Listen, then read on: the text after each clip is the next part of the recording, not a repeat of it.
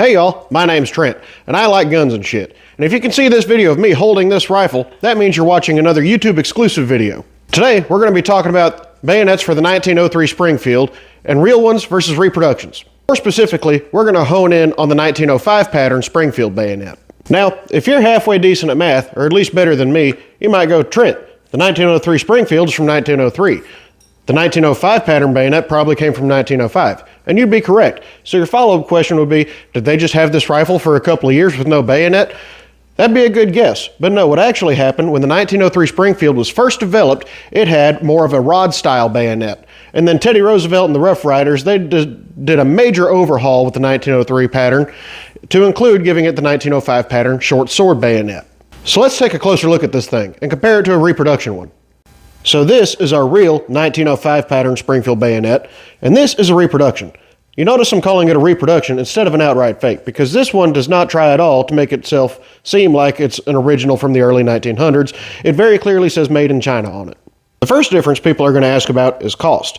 My wife got me this one for about $30 from Smoky Mountain Knife Works back in March. These can cost well over $100 for an original. But as far as reproductions go, this one is actually pretty faithful. It fits on the Springfield just fine. I'll show you that in a minute. It also comes with a green plastic scabbard, very similar to the fiberglass one. But let's look a little closer at the scabbard from the original 1905 bayonet. Something I'm an absolute sucker for is trench art. So as you see here, somebody carved in Army, what looks like 1700, and January 10. And then on the flip side, it very clearly says USMC, and the initials are EH at the top. So I think it's very cool that this scabbard has trench art from not one, but two branches of the United States military. Let's see how well they fit on a 1903 Springfield rifle. So here we have my very authentic 1903 Springfield. Here's the original 1905 pattern bayonet.